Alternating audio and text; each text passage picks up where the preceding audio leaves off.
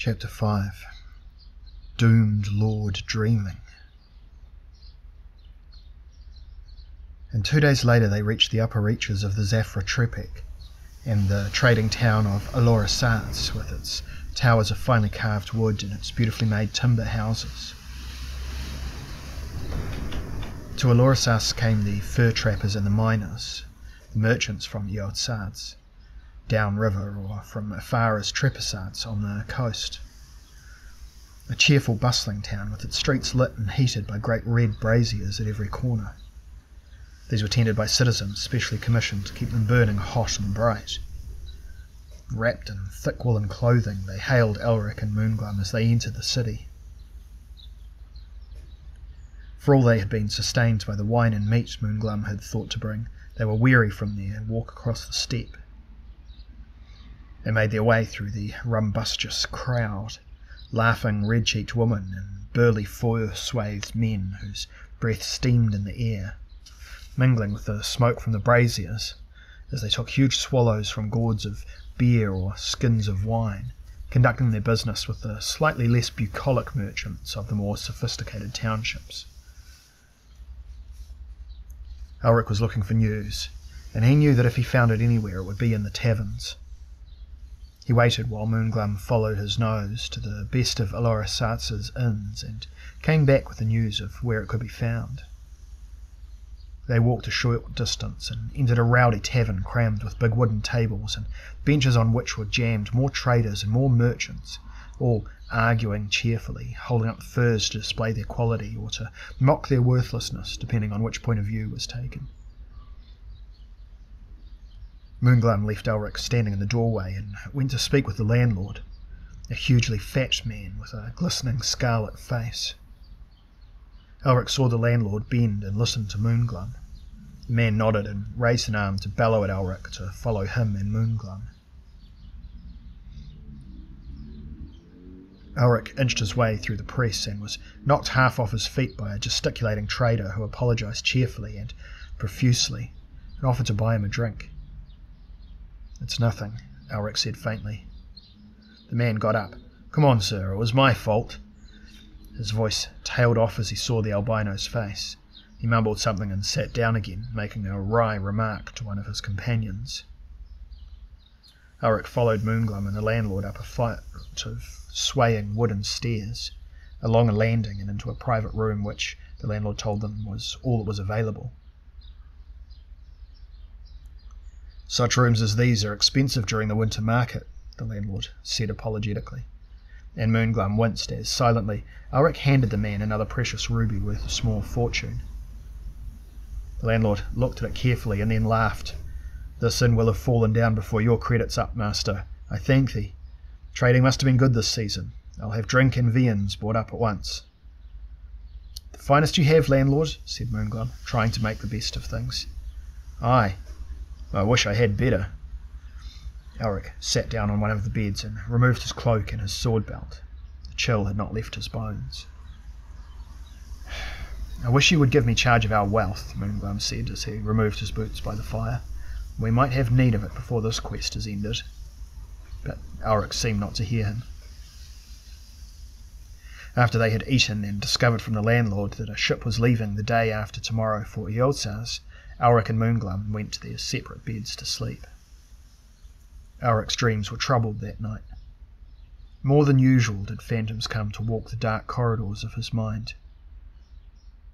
He saw Cymril screaming as the black sword drank her soul. He saw Imrir burning, her fine towers crumbling. He saw his cackling cousin, Urukun, sprawling on the ruby throne. Never quite suited to be ruler of the cruel folk of Melniboné, Elric had wandered the lands of men only to discover that he had no place there either. And in the meantime, Urukun had usurped the kingship, had tried to force Cymril to be his, and when she refused, put her into a deep and sorcerous slumber from which only he could wake her. Now Elric dreamed that he had found a Nenorian, the mystic gem which could awaken even the dead.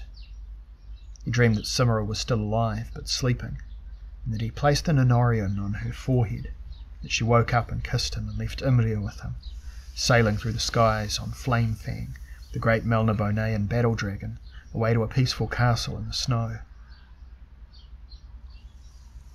He awoke with a start. It was the dead of night. Even the noise from the tavern below had subsided. He opened his eyes and saw Moonglum fast asleep in the next bed. He tried to return to sleep, but it was impossible. He was sure that he could sense another presence in the room. He reached out and gripped the hilt of Stormbringer, prepared to defend himself against any attackers that should strike at him. Perhaps it was thieves who had heard of his generosity towards the innkeeper. He heard something move in the room, and again he opened his eyes. She was standing there, her black hair curling over her shoulders, her scarlet gown clinging to her body. Her lips curved in a smile of irony, and her eyes regarded him steadily. She was the woman he had seen in the castle, the sleeping woman. Was this part of his dream? "Forgive me for thus intruding upon your slumber and your privacy, my lord, but my business is urgent, and I have little time to spare." Elric saw that Moonglum still slept as if in a drugged slumber. He sat upright in his bed. Stormbringer moaned softly and then was silent. "You seem to know me, my lady, but I do not. I am called Myshalla." "Empress of the Dawn?" She smiled again. "Some have named me that, and others have called me the Sorceress of Canaloon." "Whom Ulbeck loved. Well, then you must have preserved your youth carefully, Lady Myshalla." "No doing of mine. It is possible that I am immortal. I do not know. I know only one thing, and that is that time is a deception." "Well, why do you come?" "I cannot stay for long. I come to seek your aid." "In what way?" "We have an enemy in common, I believe." "Thaleb Ka'ana." "The same." "Did he place that enchantment upon you that made you sleep?" "Aye."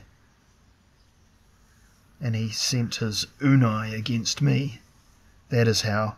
She raised her hand. "I sent the Shemirai to find you and bring you to me. They meant you no harm. It was the only thing I could do, for Thaleb Ka'ana's spell was already beginning to work. I battle his sorcery, but it is strong, and I am unable to revive myself for more than very short periods. This is one such period. Thaleb Ka'ana has joined forces with Prince Umtar, lord of the Kalmaean hosts. Their plan is to conquer Lormia and ultimately the entire southern world." "Well, who is this Umdar?"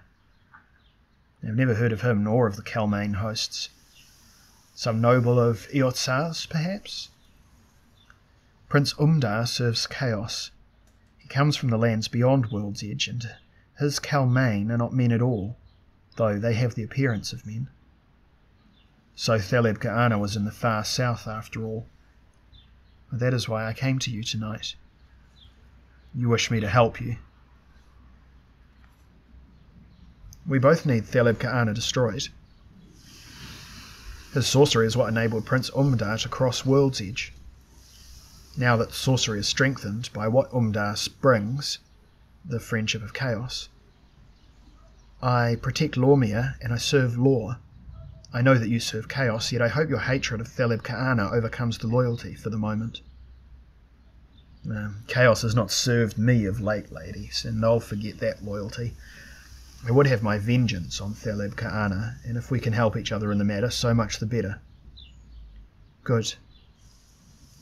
She gasped then, and her eyes glazed. When next she spoke, it was with some difficulty.